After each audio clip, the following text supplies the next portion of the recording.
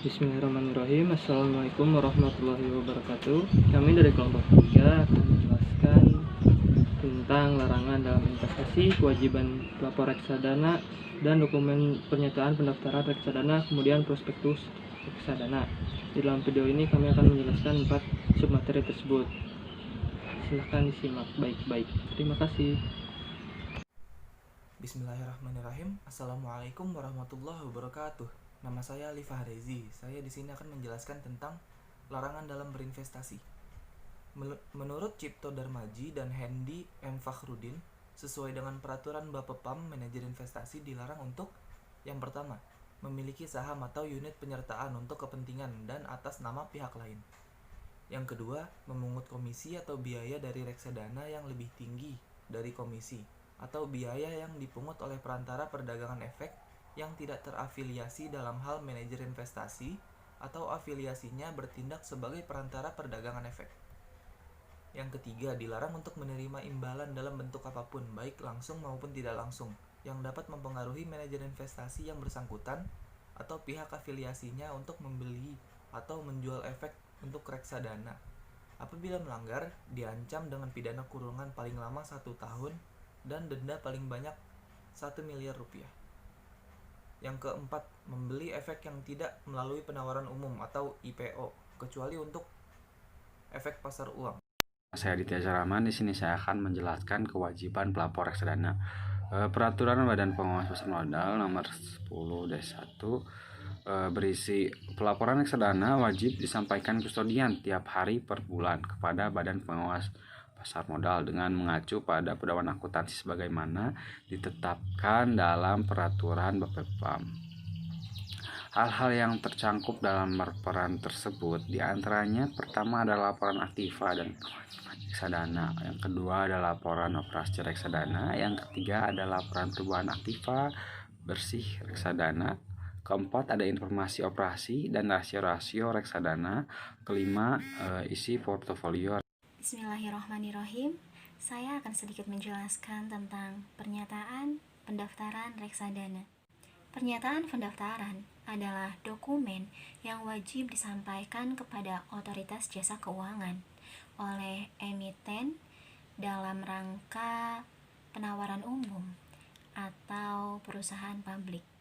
Nah, bentuk-bentuk pernyataan pendaftaran dalam reksadana ialah yang pertama, prospektus. Prospektus adalah informasi tertulis sehubungan dengan penawaran umum. Contohnya, seperti formulir pembelian pemesanan unit penyertaan. Yang kedua, ada investasi kolektif. Ialah kontrak antara manajer investasi dan bank kustodian. Yang ketiga, laporan pemeriksaan hukum dan pendapat hukum. Yang keempat, laporan pemeriksaan keuangan reksadana yang telah diaudit oleh akuntan. Kelima, dokumen tentang manajer investasi. Lalu yang keenam, bank kustodian. Bank kustodian ini ialah bank umum yang telah mendapatkan persetujuan dari OJK menjadi bank kustodian. Dan yang terakhir, surat tanda terdaftar profesi penunjang pasar modal, seperti notaris, konsultan hukum, dan akuntan. Sekian yang dapat saya sampaikan. Assalamualaikum warahmatullahi wabarakatuh. Nama saya Andika Rizky Fari. Di sini saya akan menjelaskan materi tentang prospektus reksadana. Jadi, sebelum melakukan investasi di suatu produk reksadana, salah satu hal yang perlu dilakukan oleh seorang investor adalah membaca prospektus reksadana. Hal ini diperlukan bagi investor yang tertarik berinvestasi di reksadana. Prospektus dapat sebagai pedoman atau acuan investor sebelum berinvestasi di reksadana. Dengan membaca isi prospektus, investor akan mendapatkan informasi mengenai perusahaan manajer investasi yang mengelola reksadana dan produk reksadana yang akan dibeli. Jadi, prospektus reksadana adalah dokumen yang berisi informasi detail mengenai sebuah produk reksadana.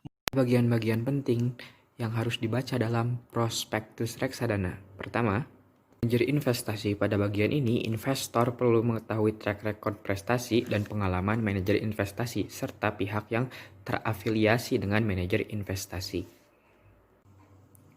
Kedua adalah tujuan, kebijakan, dan pembatasan investasi. Pada bagian ini tercantum mengenai tujuan dari produk reksadana dan kebijakan strategi dalam mengalokasikan aset reksadana.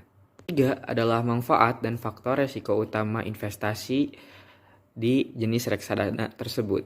Empat adalah alokasi dan imbalan jasa. Pada bagian ini merupakan rincian mengenai jenis dan besaran biaya yang menjadi biaya reksadana, biaya manajer investasi, dan biaya pemegang unit penyertaan reksadana.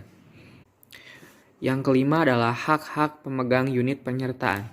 Hak-hak yang tercantum pada bagian ini meliputi mendapatkan informasi mengenai nilai aktiva bersih reksadana, menjual seluruh atau sebagian unit penyertaan reksadana, dan memperoleh pembagian hasil investasi. Surat konfirmasi transaksi atau SKT setiap kali bertransaksi, dan laporan akun bulanan sebagai laporan atas perkembangan investasi reksadana dari bank kustodian. Yang keenam adalah pembubaran dan likuidasi. Pada bagian ini, investor perlu mengetahui sebab dan tindakan serta prosedur apa saja yang akan dilakukan oleh manajer investasi apabila terjadi pembubaran reksadana. Yang ketujuh adalah persyaratan dan tata cara pembelian, penjualan kembali, dan pengalihan investasi. Pada bagian ini tercantum mengenai jumlah minimum pembelian, penjualan, dan pengalihan unit penyertaan pada reksadana, serta bagian ini juga mencantumkan persyaratan dan ketentuan untuk pembelian dan penjualan reksadana. Sekian yang dapat saya paparkan, saya kembalikan kepada moderator.